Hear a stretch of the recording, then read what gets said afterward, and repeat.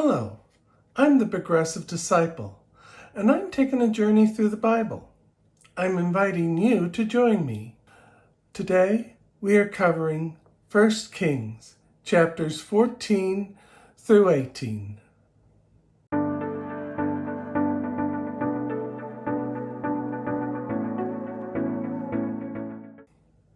In chapter 14, Jeroboam's son becomes ill, and he sends his wife to the prophet Ahijah to find out what will happen. He has his wife disguise herself so that Ahijah will not know that this is from him. But Ahijah immediately knows when she comes to his house that is the wife of Jeroboam. In 1 Kings chapter 14, verses 7 through 9, it says, "Go tell Jeroboam that this is what the Lord, the God of Israel, says. I raised you up from among the people and appointed you ruler over my people Israel. I tore the kingdom away from the house of David and gave it to you. But you have not been like my servant David, who has kept my commands and followed me with all his heart, doing only what was right in my eyes. You have done more evil than all who lived before you. You have made for yourself other gods, idols made of metal. You have aroused my anger and turned your back on me." Ahijah also predicted that his son would die and that all of his descendants would be killed as well. This passage spoke to me because it shows just how ungrateful Jeroboam was. There are many times when I have proved myself to be ungrateful. My wife works very hard to keep our house looking good, and I tend to take it for granted.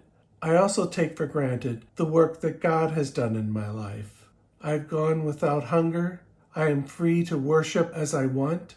There's a lot of gifts that God has given me, and I don't think I have shown God all the gratitude that he deserves. Rehoboam was not considered a good king.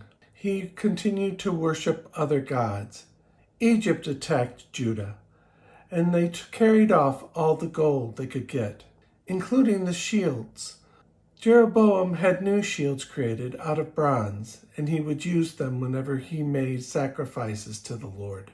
It reminds me of just how much he has fallen from the days of his father Solomon. Jeroboam's son, Abijah, was not considered a good king either. He ruled a short time, and then his son, Asa, became king. Asa was considered to be a good king. He did not worship other gods, and actually deposed his grandmother from Queen Mother when she had made an Asherah pole. Nadab was the son of King Jeroboam, and he ruled for a short time after Jeroboam's death. Baasha assassinated Nabob, Jeroboam's son. But not only that, he killed all of Jeroboam's offspring, thus fulfilling the prophecy that none of his offspring would live. Baasha warred against Asa and fortified Ramah, a city on the border, so that no one could go in or out of Judah.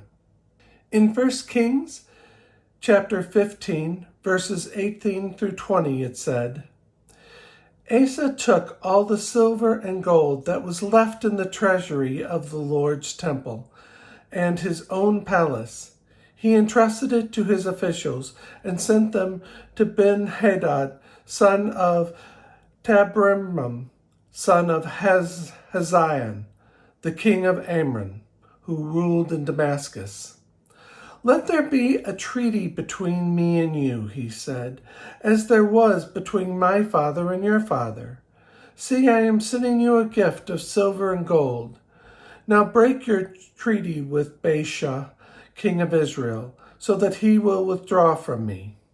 King Ben-Hadad agreed, and he attacked Israel, which caused Baasha to withdraw.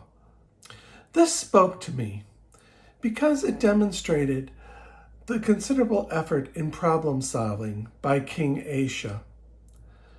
I also found it interesting that Asa used the church funds to help fund this. I asked myself, was there a time when I would have done something like this? I don't know if I would have used the church funds for political reasons, but there have been times when I've cut back on my giving to the church. When I was laid off in 2008, I had to reduce the amount of giving I gave to the church. Baasha is considered to be a bad king, committing all the sins that Jeroboam committed.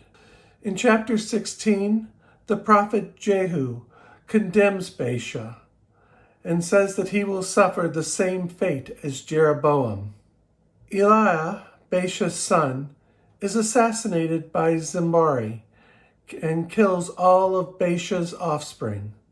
7 days later, he too is opposed.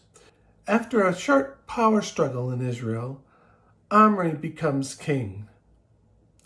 In 1 Kings chapter 16, verses 23 and 24, it says, "In the 21st year of Asa, king of Judah, Omri becomes king of Israel, and he reigns for 20 years, 6 of them in Tirzah. He bought the hill of Samaria from Shamar with 2 talents of silver and built a city on the hill, calling it Samaria after Shamar, the name of the former owner of the hill." This speaks to me because Samaria will from that point on become the capital of Israel. It also speaks to me about planning.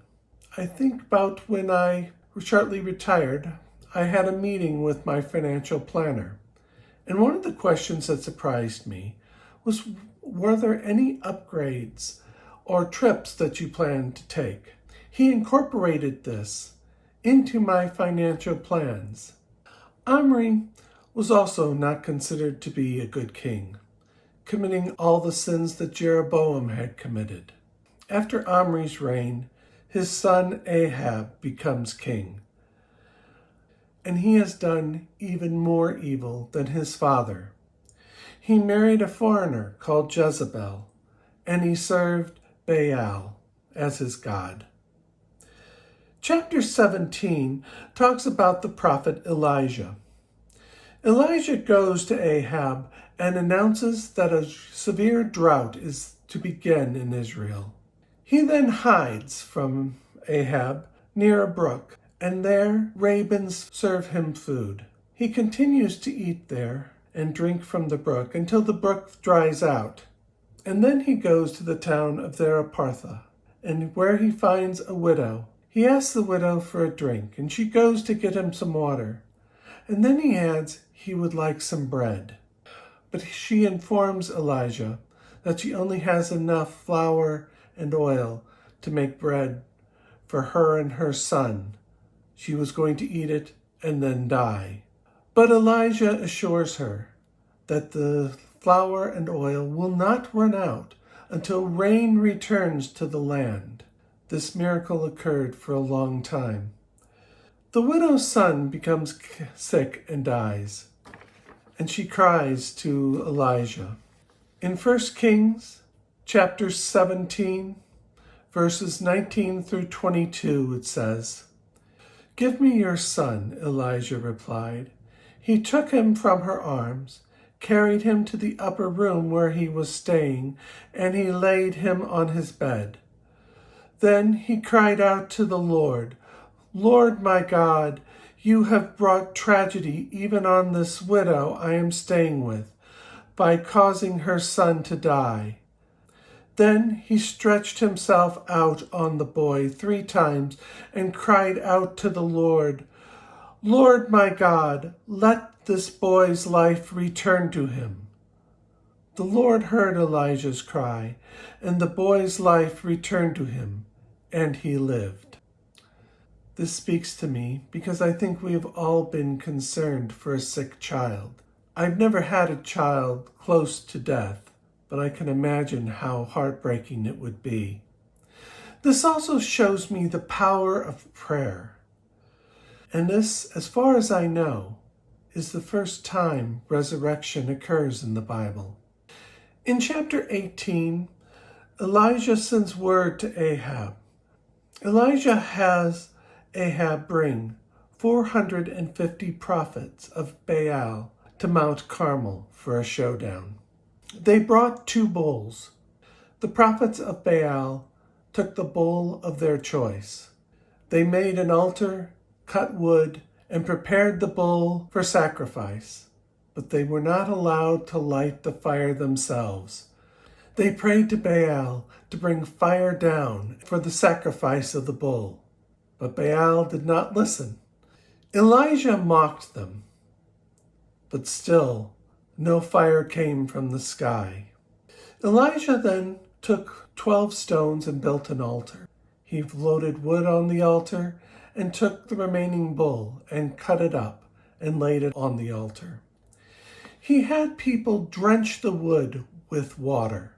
He did this 3 times so that the wood was so drenched that it should not be able to catch fire. In 1 Kings chapter 18, verses 36 through 39, it says, "At the time of the sacrifice, the prophet Elijah stepped forward and prayed, 'Lord, the God of Abraham, Isaac, and Israel, let it be known today that you are God in Israel, and that I am your servant and have done all these things at your command. Answer me, Lord, answer me, so these people will know that you, Lord, are God, and that you are turning their hearts back again.' Then the fire of the Lord fell and burned up the sacrifice, the wood, the stones, and the soil, and also licked up the water in the trench. When all the people saw this, they fell prostrate and cried, 'The Lord, He is God! The Lord, He is God!'" This speaks to me because it reminds me of a revival. I see the current state of the church. It seems to be in decline. This is not the first time. The church was definitely in decline in Israel. It had been 60 years since Jeroboam made his idols and had people from Israel worship them. And so I would like a revival of our own church. This also speaks to me of the power of prayer. After this, the people kill the prophets of Baal, and rain finally returns to Israel. So this is my take on 1 Kings, chapters 14 through 18. Please comment. Are there times when you felt that you have been ungrateful for gifts you have been given? How have you managed money issues, and have they affected your giving to the church? What do you think about the current state of the church? Can a revival reinvigorate it? Please let me know in the comments. Also, like and subscribe to this video. I am the Progressive Disciple, and I will see you in the next video. Thank you for watching.